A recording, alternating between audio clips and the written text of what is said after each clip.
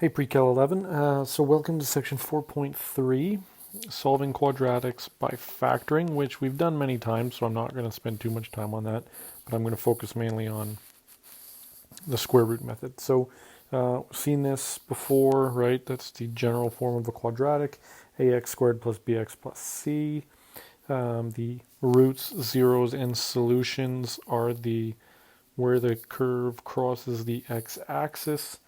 And there's either 0, 1, or 2, right? Because we can have, we've seen these already, we can have a parabola floating above the x-axis, which is 0 solutions. We can have a parabola sitting on the x-axis, which is 1. And then we can have your nice general parabola that crosses twice with 2 solutions. So factoring is what's given us the opportunity to solve for those before. Now, remember that basic factoring of quadratic was an example like this. Now, I'll let you read the stuff, but we've done this before. Two numbers that multiply to this and add to this. And right, what I did here is an example. I listed all the multiples of 12, and then I added them all together, and which ones gave me 7, right? We get 3 and 4 factor. So what x values make that 0? X is equal to -3, and x is equal to -4. So those give you your solutions, right? We've done this before, and there's a few examples, so have a read through, but we've seen these. Remember, if there's a common factor, to factor it out first, and then do simple factoring if you can. If you factor out a negative, if there's a negative out front, do the simple factoring if you can. Remember to include that -1 as a factor. Again, read through this. We've done this before. Summary of factoring polynomials, which we have seen. And factoring quadratics with that a term. So a lot of you use factor by grouping. Here's the AC method if you want to have a look at the AC method. I've also seen a box method, and there's the intuitive factoring. But I've done a bunch of factoring for you guys in section 3 and section 4.1 and 4.2. So again, I'm not going to go through this again. What I really want to get to is solving using the square root method and then one complicated quadratic. So remember zero product. So if you factor out a number in front, like here, right? One of the factors is, or one of the roots is a 0. Also, we have our perfect squares, either positive or negative. And then we have our difference of squares, right? So those are all special ones. A few more examples. I really went example heavy here just as a refresher on factoring. So if you want that refresh, have a look. And remember, if you're given a situation like this, since it's not equal to 0, you have to do a bit of work. You got to factor the x in, then you got to isolate everything so it's equal to 0. Okay? So you'll remember section 3, I think 3.5, I think it was the last section, or second last section, we were solving things like this, right? But I think we only ever had x to the power of 1. We never had a quadratic. So what I'm going to do is I'm just going to do this one to show you. So we have our original setup, and we need to do what we did in section 3, and we need to identify our lowest common denominator. So I'm going to factor that x squared minus 4x minus 5 to x minus 5 x plus 1, and I see what's missing where, right? So my leading term is missing an x plus 1 because my lowest common denominator is x minus 5 x plus 1, right? So this is missing the x plus 1 on the top and the bottom, which is where this comes from.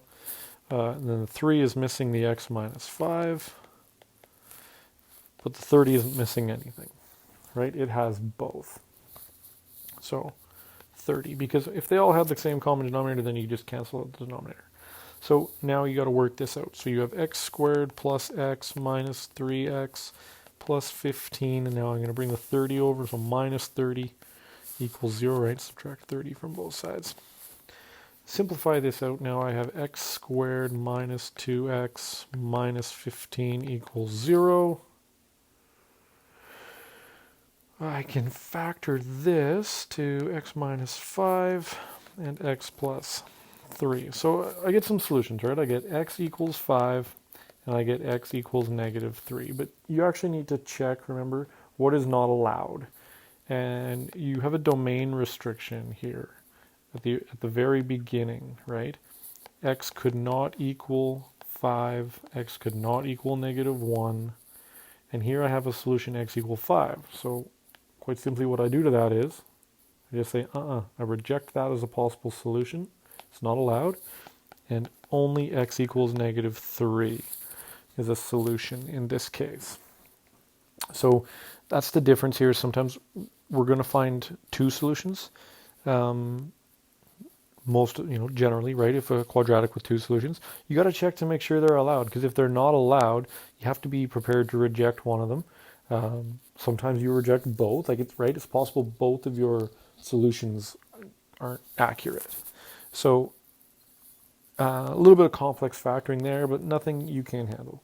Now, the next thing is what we've come to do. Solving quadratics using the square root method. Now, the first thing you're going to learn here in the next two sections is the square root method and the quadratic equation.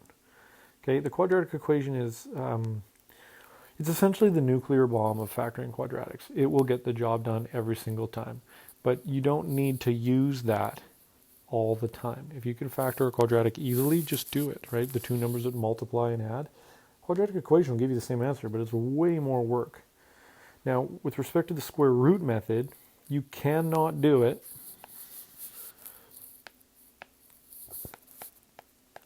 I don't want highlighter. Can't do it when there is an x term. Only x squared term. So see here, there's no x term. Now this is a difference of squares, right? So we know, because we've done this before, that you get that. But let me just show you the square root method. And in order, I actually wrote all over where I was going to do that. But you guys can remember what I just had written down there. It only works when there's an x squared term only. So, square root method looks like this. Isolate your x squared. So in this case, I'm going to add 16 to both sides. Square root both sides. Solve. Would you look at that?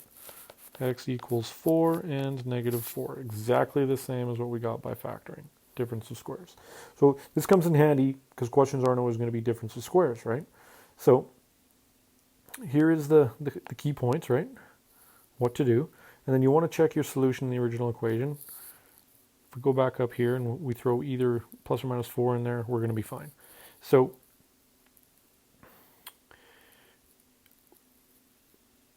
we want to make sure here the square root property is defined in this way. If x squared equals n, then there are two real solutions. Positive root n, negative root n. Right? So there's a typo here. That should just say if n is greater than 0, not no greater than 0. And then the solution is written just like that. Right? So if x is equal to 0 if n is 0, obviously, because the square root of 0 is 0. That's what that means. And then n is, that denotes the empty set or no solution if n is negative, because we cannot take the square root of a negative number. No, you can't. Until you get to a higher level, right? So that's what that tells us. So here we go, right? We have 4x squared minus 9 equals 0. You don't have an x term. So this is prime square root method. So first thing I'm going to do is I'm going to add 9 to both sides. Now I have 4x squared equals 9. Now I'm going to divide both sides by 4. And I have x squared equals 9 over 4. And now I'm going to square root both sides. And now is where you simplify, because you can actually root. Remember that the root of a whole fraction is the same as the root of both, right? So x equals 3 over 2, but plus or minus. Now, You always want to check your answers here, but think about this. If you threw a positive or a negative value into x squared, it's the same, right? You don't need to test the negative value. You don't even really need to test the positive value because we didn't square anything, right? When extraneous solutions came into play, it's because we squared something and created an extraneous solution. But here we're good, right? There's no need to double check. You're going to be fine. You've done everything by the book, all right? So let's keep moving.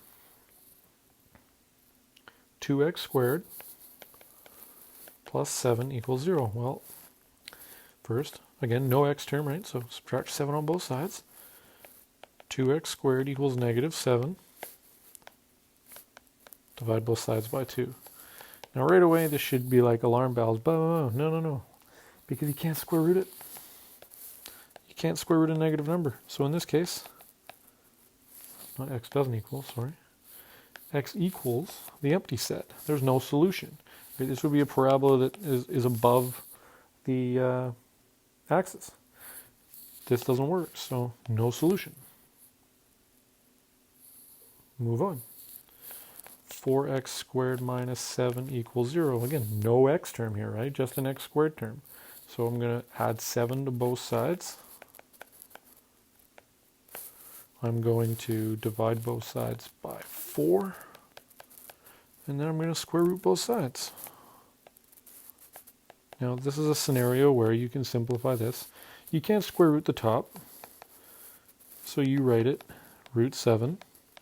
But you can square root the bottom. Rationalize the denominator, root 7 over 2. So you get plus or minus root 7 over 2, right? So x equals root 7 over 2, and x equals negative root 7 over 2. But I'm totally fine with that.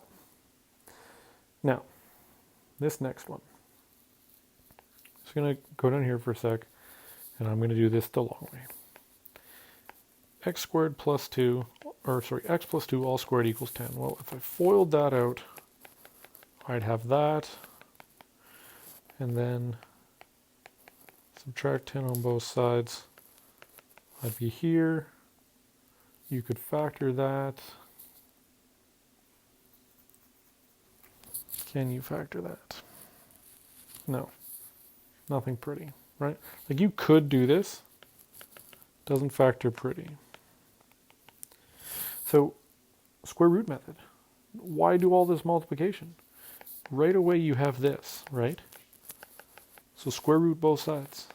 And you end up with that equals plus or minus the square root of 10.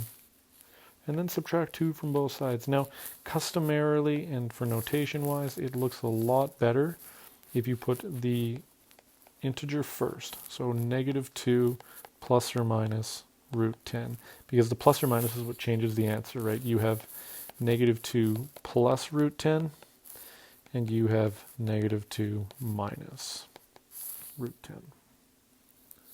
So that's the square root method in action. A couple more. Here you can see we have a coefficient in front of the item being squared. So divide out the 9 first, because you want to isolate whatever the squared value is. So now we're going to square root both sides. You're going to have x minus 1 equals root 13 over root 9, which is just 3. And then you're going to add 1 to both sides. And again, this is plus or minus, right? So now you have x equals 1 plus or minus root 13 over 3. So if radicals freak you out, you're scared of radicals, too bad. Get used to them again, because you're going to see them quite a bit when we're dealing with quadratics that don't factor as nicely. So I think we got one more here. So 4 times x plus 3 all squared plus 11 equals 0. Got to isolate this thing, right? So I'm going to minus 11 from both sides. Right away alarm bells are going off in my head because I got a negative number. I'm going to divide both sides by 4. And now alarm bells are definitely going off in my head, because if I tried to square root both sides, I'm going to get no solution because I can't square root a negative number. So that's the 1 plus 2 square root method, is you're going to get this no solution. It's going to be apparent. It's going to be apparent quickly, all right? And that's it. So practice that. It's not the most complicated method. Isolate that squared term, square root, you get two solutions. It's good stuff. It really helps out with the factoring. Doesn't make you have to do anything complicated. So enjoy 4.3. Next section is quadratic equation. All right, the equation in high school mathematics. Have fun.